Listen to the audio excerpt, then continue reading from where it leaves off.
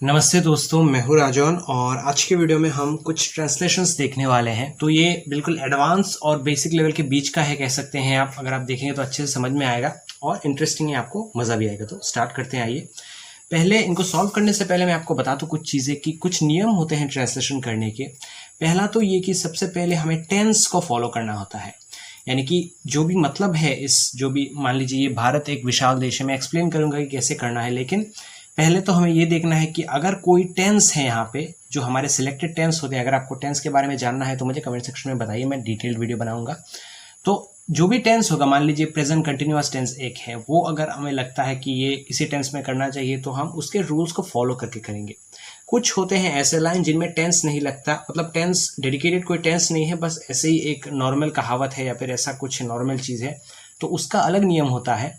और कुछ कुछ वर्ड जो होते हैं वो ऐसे होते हैं कि यहाँ पे एक की जगह पे आप दोनों वर्ड लिखेंगे तो भी करेक्ट होगा, यानी कि कोई भी लिख सकते हैं। तो स्टेप बाय स्टेप हम देखेंगे। भारत एक विशाल देश है, तो सबसे पहले देखिए यहाँ पे तो कोई एक्टिविटी नहीं है, ये एक नॉर्मल लाइन है। भारत एक विशाल देश है, तो कैसे करेंगे? सबसे पहला काम, भारत, भारत को हम क्या कहते हैं? इंडिया। तो इंडिया, इंडिया इज, अब देखिए बेसिकली आपके दिमाग में क्या आ रहा होगा कि भारत एक विशाल देश है तो India is a big country. तो मैं अगर आपसे बोलूं कि बिग भी हो सकता है, लार्ज भी हो सकता है और वास्ट भी हो सकता है, तो आपको समझना है, देखिए यहाँ पे क्या, इन अलग अलग चीज़ों का मतलब क्या होता है। जब हम बिग बोलते हैं तो नॉर्मली एक साइज को दर्शाता है कि हाँ ये बिग है, यानी कि बड़ा है। उसके अलावा जब हम लार्ज बोलते हैं तो काइंड ऑफ सिमिलर ही होता है बिग से।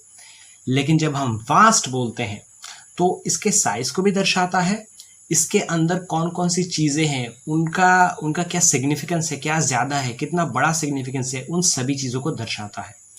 तो बेसिकली इस टाइप का जो फील होता है, मान लीजिए यहाँ पे देश के बारे में बता रहा है, तो भारत देश ऐसा नहीं है कि सिर्फ साइज में बड़ा है, उसके लोग भी बहुत ज़्यादा हैं, उसका कल्चर भी क्या है, उसका सिग्निफिकेंस क्या है, सब कुछ ज़्यादा है ना। तो इसीलिए यहाँ पे वास्ट लगेगा। अगर सिर्फ साइज की बात होती तो हम बिग दे सकते थे। अगर ऐसा होता कि इंडिया जियोग्राफिकली बड़ा है, उसके अंदर कुछ ज़्यादा नहीं है, तो हम लार्ज दे सकते थे। लेकिन हर तरफ से हमारा देश जो है बड़ा है, इसलिए यहाँ पे वास्ट यूज होगा। तो इंडिया इज अ, यहाँ पे अ देना पड़ेगा, अ वास्ट कंट्री। नेक्स्ट है, देखिए यहाँ पे हमारे पास, फूलों की खुशबू किसे ना पसंद है। इसको थोड़ा अलग तरीके से, इंग्लिश में क्या होता है ना, यहाँ पे अगर फुल लाइन में पहला है तो हो सकता है इस पार्ट का इंग्लिश सेकंड पार्ट में हो और इस पार्ट का इंग्लिश पहले पार्ट में हो। तो ये कैसे होगा? देखिए, हु डजंट, मैं समझाऊंगा आपको, पहले लिख लेता हूं।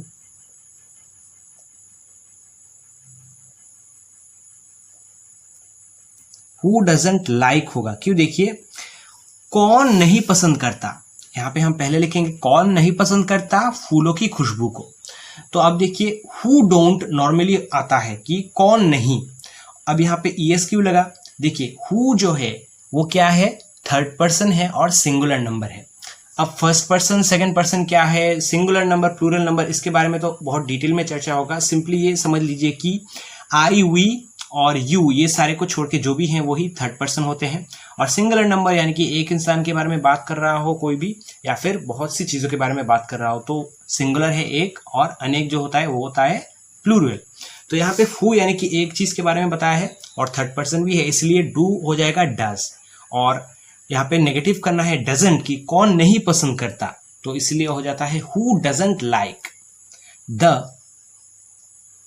अब अगेन एक कॉमन मिस्टेक जो लोग करते हैं, यहाँ पे स्मेल लिख देंगे बहुत से लोग, क्योंकि खुशबू है ना, गंध है। अब देखिए यहाँ पे एक कॉमन मिस्टेक जो लोग करते हैं कि वो स्मेल लिख देंगे। तो देखिए, स्मेल का मतलब होता है नॉर्मल, जो भी एक कोई भी आप सूंघते हैं किसी भी चीज़ को, अगर वो बदबू भी है वो भी आप स्मेल लिख सकते हैं, अगर वो खुशबू भी है वो भी स्मेल लिख सकते हैं। तो आपको यहाँ पे खुशबू लिखना है, यानी कि गंध जो है वो अच्छा है, स्मेल अच्छा है, तो इसको हम फ्रेग्रेंस लिखते हैं।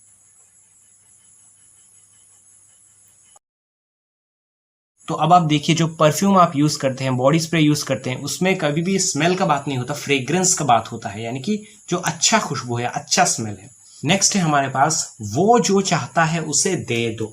तो ये भी सिंपल है एकदम, आराम से देखते हैं। आइए क्या है, वो जो चाहता है उसे दे दो। ये भी ऐसे ही होगा कि उसे दे दो पहले आएगा इसका इंग्लिश, और वो जो चाहता है बाद में। तो उसे दे दो, गिव हिम, गिव मतलब देना, गिव हिम, जो वो चाहता है या फिर वो जो चाहता है, व्हाट ही। अब देखिए यहां पे क्या है, give him what he want. अब वांट तो नहीं होगा, यहां पे वांट्स होगा। क्यों, मैं अगेन बता रहा हूं। देखिए जब थर्ड पर्सन है, यहां पे मैंने बोला था ना पहले, first person, second person, third person, तो थर्ड पर्सन है, सिंगुलर नंबर भी है। तो जब थर्ड पर्सन सिंगुलर नंबर होता है किसी भी लाइन में, तो आप देखेंगे जो वर्ब होगा यहाँ पे, उसके पास में एक एस या फिर ई एस लगता है। तो give him what he wants, दे दो उसे, यानी कि गिव हिम, दे दो उसे जो वो चाहता है। व्हाट ही वांट्स, वो क्या चाहता है, वो जो चाहता है। अब व्हाट का इस्तेमाल क्या या फिर वो भी होता है। उसके बाद व्हिच जो होता है वो किसके लिए, इसके लिए, दोनों के लिए होता है। ये थोड़ा सा अलग लेवल का चीज़ है, बाद में हम डिस्कस करेंगे आगे जो भी हम ग्रामर्स की वीडियोस देखेंगे। तो बेसिकली आप यही समझ के रखिए कि ये इंपॉर्टेंट एक टेक अवे है आपके लिए कि थर्ड पर्सन सिंगुलर नंबर जब भी होगा, यहाँ पे मेन वर्ब के साथ एस या फिर एस हमेशा लगता है। नेक्स्ट है, हम दोनों इसके लिए जिम्मेदार हैं। तो यहाँ पे देखिए हम दोनों, तो हम दोनों देखिए यहाँ पे क्या होगा, बोथ आएगा, बोथ, बोथ यानी कि दोनों। तो हम दोनों ऐसे यहाँ पे नहीं लिख सकते कि अस बोथ, यहाँ पे ऐसे लिखेंगे कि both of us, both of us, both of अस। देखिए अब हमें यहाँ पे एक बी वर्ब लगाना है, यानी कि हेल्पिंग वर्ब। बोथ ऑफ अस, यहाँ पे हेल्पिंग वर्ब क्या लगेगा, देखिए जब भी प्लूरल होगा आर लगता है, बोथ ऑफ अस आर होगा। यहाँ पे अगर आई होता, आई एम होता, आस है आर होगा, यू होता तो आर होता। तो देखिए जब आप टेंस को डिटेल में कवर करेंगे ना, प्रेजेंट कंटिन्यूअस, पास्ट कंटिन्यूअस, ये सारी चीजें, तो आपको डिटेल में समझ आएगा कि कब किस चीज का यूज होता है। इसलिए मैं हमेशा मानता हूँ किसी भी इंसान को अगर वॉइस चेंज, नरेशन, ट्रांसलेशन जो भी करना है, एकदम कोर जो होता है वो होता है टेंस। तो बोथ ऑफ अस आर, देखिए जिम्मेदार का क्या इंग्लिश होता है, रिस्पॉन्सिबल, RESPONSIBLE, रिस्पॉन्सिबल। हम दोनों इसके लिए जिम्मेदार हैं। Both of us are responsible for, क्या होगा बोलिए, दिस, इसके लिए, फॉर दिस, इसके लिए। बोथ ऑफ अस, हम दोनों, आर रिस्पॉन्सिबल, जिम्मेदार हैं, फॉर दिस, इसके लिए। सिंपल। वो अमीर है लेकिन अहंकारी नहीं है। तो देखिए यहाँ पे दो लाइन को कंबाइन किया है। वो अमीर है एक चीज, लेकिन अहंकारी नहीं है। तो पहले हमें इस लाइन का इंग्लिश करना है, उसके बाद इसका। तो वो अमीर है, ही इज, क्या होगा बताइए, ही इज रिच। लेकिन, लेकिन का क्या होता है, but. He is rich but, लेकिन क्या नहीं है, अहंकारी नहीं है। तो he is rich but not, अब बताइए जल्दी से, अहंकारी का इंग्लिश क्या होता है। वेरी गुड, अगर आपने गेस किया है तो एरोगेंट। सॉरी यहां पे डबल आर होगा।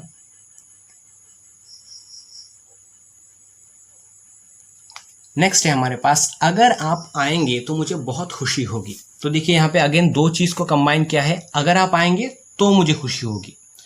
तो पहले हम इस चीज का इंग्लिश पहले लिखेंगे, उसके बाद इसका। तो मुझे बहुत खुशी होगी, आई विल बी। देखिए मैं समझाता हूं आपको डिटेल में। आई विल बी अब मैंने क्यों लिखा, खुशी होगी, क्या भविष्य के बारे में बता रहा है या वर्तमान के बारे में, भविष्य के बारे में ऑब्वियसली। तो यहाँ पे देखिए फ्यूचर कंटिन्यूअस टेंस की तरह है। यहाँ पे विल, शेल विल जो होता है फ्यूचर इंडेफिनिट का हेल्पिंग वर्ब होता है, शेल बी विल बी होता है कंटिन्यूअस का। तो फ्यूचर कंटिन्यूअस टेंस का बी वर्ब लगा है। आई विल बी हैप्पी, मैं खुश होऊंगा। आई विल बी हैप्पी, मैं खुश होऊंगा अगर, इफ, यू, आप आएंगे, यू कम। अब देखिए यहाँ पे क्यों, यहाँ पे कम के साथ एस या एस नहीं लगा, क्योंकि ये है सेकंड पर्सन और सिंगुलर नंबर। सिंगुलर नंबर होता और अगर थर्ड पर्सन होता तो लगता है एस या फिर यूएस। तो सिंपली क्या है, I will be happy if you come, I will be happy, मैं खुश होऊंगा, इफ यू कम, अगर आप आएंगे या फिर आए। नेक्स्ट है, वो इतना कमजोर है कि चल नहीं सकता। ही इज सो वीक,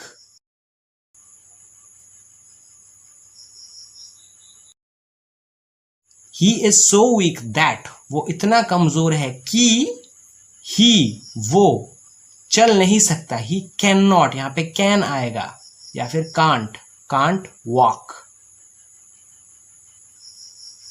देखिए आपको अगर इन चीज़ों का नॉलेज कम है तो मैं रिकमेंड करूंगा कि आप हेल्पिंग वर्ब के बारे में डिटेल में जानिए टेंस के जरिए। काम करो या फिर चले जाओ। तो ये सुनने में थोड़ा सा लग रहा है कि कोई गुस्से में बता रहा है, लेकिन ये एक नॉर्मल सा चीज़ है। और बेसिकली जब हमारे पास ऐसे क्वेश्चंस आते हैं तो हम इन्हें एक काम वे में देखते हैं। मतलब ऐसा नहीं सोचना है कि आपको किसी ने किसी को धमकी दिया है, ऐसा नहीं होता। तो नॉर्मली क्या होगा, चले जाओ, इसका एक बेसिक जो मीनिंग आता है वो होता है गो अवे, लेकिन ये यूज नहीं होता। गो अवे होता है एकदम कमांड की तरह और एक बहुत ही क्या बोलते हैं, एरोगेंट वे में, कि किसी ने आपको धमकी देगी चले जाओ यहाँ से। लेकिन हम ऐसा यूज नहीं करेंगे, हम जेंटल वे में यूज करते हैं। तो जब जेंटल वे में आप चले जाओ बोलते हैं तो लीव बोलते हैं, है ना, कि यू मे लीव और लीव, या फिर आप चले जा सकते हैं, या फिर यू मे लीव आप जा सकते हैं, तो हम वो यूज करेंगे। तो काम करो क्या होगा यहाँ पे, डू द वर्क,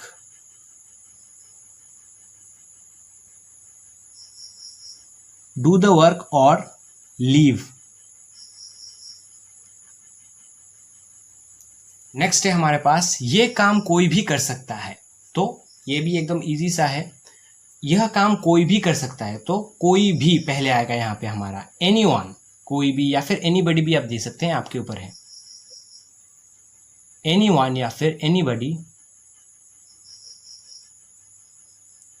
कैन, कर सकता है, तो यहाँ पे कैन आता है तब। एनीवन और एनीबडी कैन डू, कर सकता है, दिस। अब काम को आप यहाँ पे जॉब भी लिख सकते हैं या फिर वर्क भी लिख सकते हैं, तो हम वर्क ही लिख लेते हैं। जॉब से बेसिकली क्या मतलब होता है, आपको पता ही होगा। जॉब जो हम बोलते हैं ना, नौकरी, यानी कि कोई स्पेसिफिक काम, कोई स्पेसिफिक मान लीजिए रोल है। और वर्क मतलब कोई भी बेसिक काम हो सकता है, तो लिख सकते हैं आप, नो प्रॉब्लम। एनीवन और anybody can do this work और जॉब, फुल स्टॉप। और हमारा लास्ट है, वो इतना चिल्ला क्यों रहा है। तो देखिए यहाँ पे, देखिए चिल्लाना, यहाँ पे आप स्क्रीमिंग भी यूज कर सकते हैं और शाउटिंग भी यूज कर सकते हैं। तो व्हाई, क्योंकि सवाल है तो क्वेश्चन वाले वर्ड से शुरू होगा, व्हाई।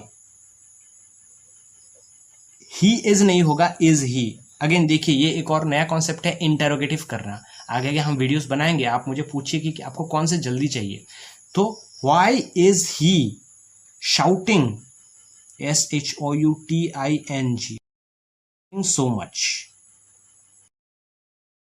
तो why is he shouting so much, और वेरी वेरी इंपॉर्टेंट थिंग, आपको क्वेश्चन मार्क देना ही है।